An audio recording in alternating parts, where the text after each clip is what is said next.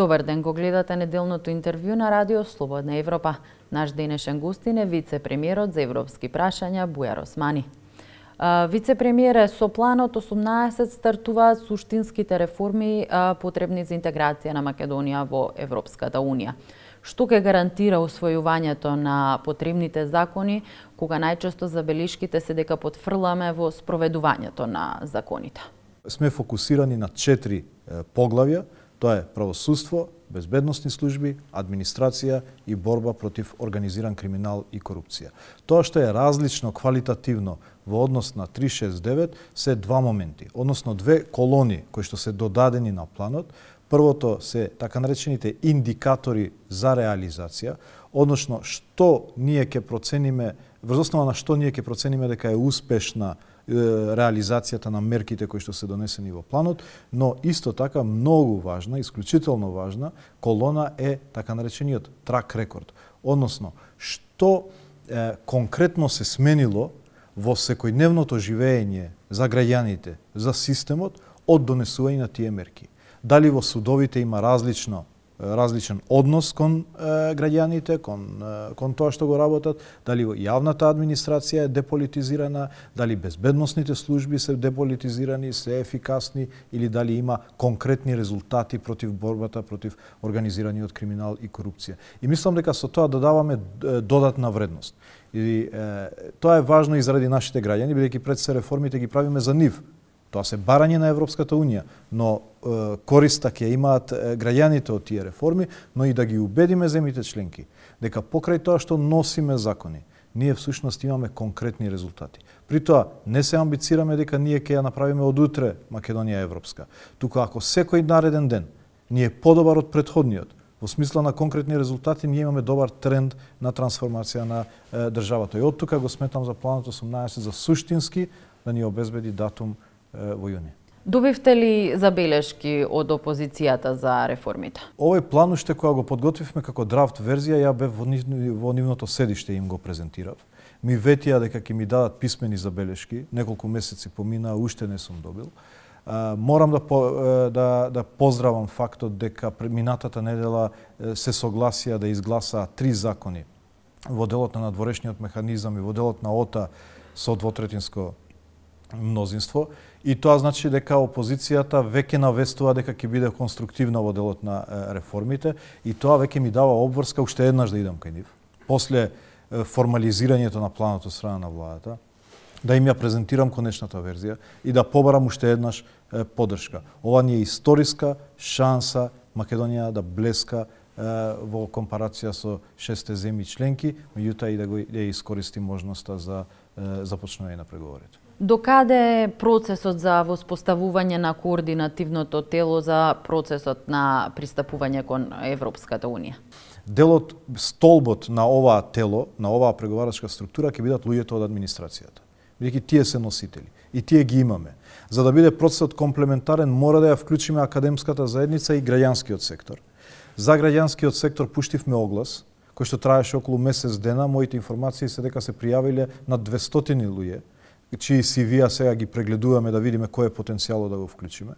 Во однос на академската заедница имав состанок со МАНУ и со универзитетите за да барам дата база на луѓе во академската заедница кои што се експерти дали во делот на безбедност на храна или пак некое друго поглавје, климатски промени, животна средина и така натаму, за да ја знаеме ние точната структура и почнеме полека да ги составаме групите.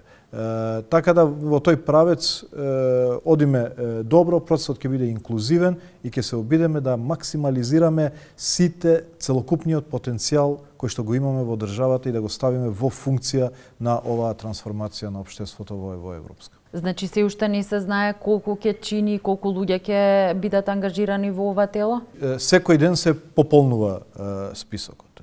Скап ќе биде процесот. Ова е комплексна операција, најкомплексна можна за било која влада и за едно општество.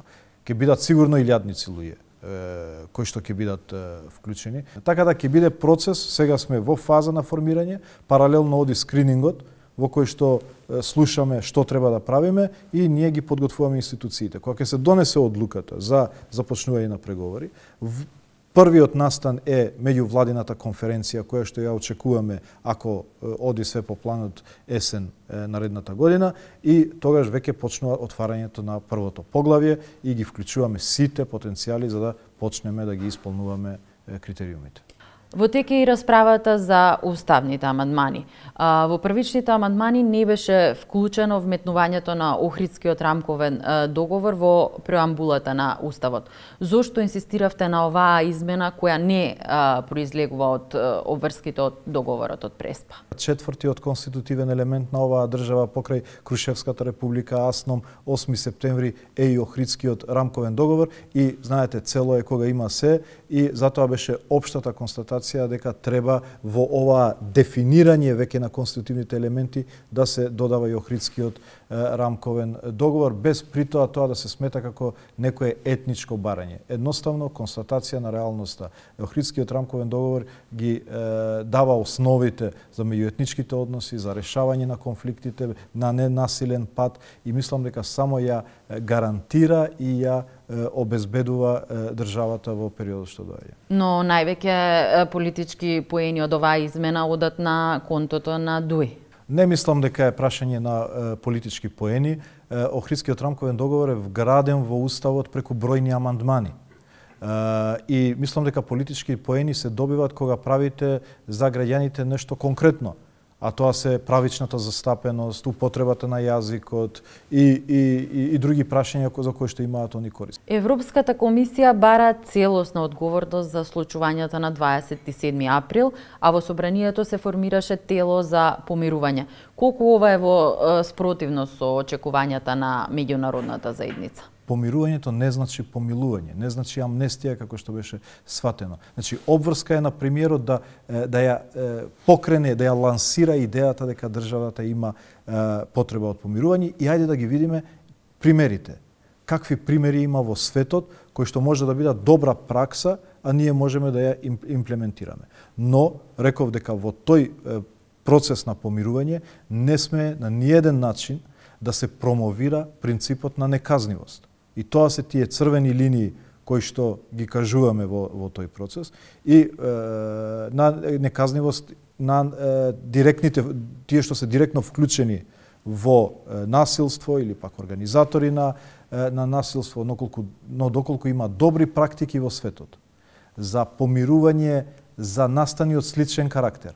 Дајте да ги разгледаме. Државата сега има потреба од тоа, но никако тоа нема да го направиме надвор од линиите што ги поставува Европската Унија. Значи дека има простор да им се прости на обвинетите пратеници? Нека се разговара доколку има такви моменти кои што се колатерална штета на една погрешна кауза, а за тоа се биле несвесни во моментот кога тоа се случило, а има таква пракса во светот, да го разгледаме и да видиме. И се разбира дека тоа ќе биде во консултација со нашите меѓународни партнери. Сметате ли вие дека пратениците се колатерална штета? Не сум јас тој што треба да кажам, бидејќи не ги знам деталите од случувањата, меѓутоа претпоставувам дека таму имало луѓе кои што и биле колатерална штета и не биле свесни дека ќе следи еден таков процес, едноставно се нашле таму. Така да доколку има простор за такво нешто, мислам дека треба да се разговара. Предуслов е и расчистувањето со сомнежите за злоупотребите кои произлегуваат од прислушуваните разговори.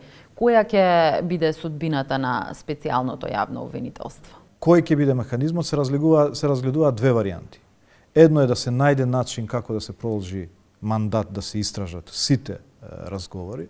Второ е да се вклопат во јавното обвинителство како посебен сектор кој што ќе се занимава со корупција од висок профил за овие случаи или евентуално, доколку смета државата, експертите, зашто да не, да им се даде мандат и за понатаму да истражуваат ваков тип на високо профилиран тип на корупција. Така да сега ги разгледуваме опциите. Знаете дека за тоа е потребно двотретинско мнозинство и ќе треба во еден поширок консултативен процес тоа да се направи. Меѓутоа, мојот личен став како вице-премиер, како главен преговарач, меѓутоа и на партијата која ја представувам и на владата е дека треба да се најде механизам како да не се остави овој процес на половина. Ви благодарам за издвоеното време. Благодарам и на вас. Тоа беше се во неделното интервју на Радио Слободна Европа. До гледање.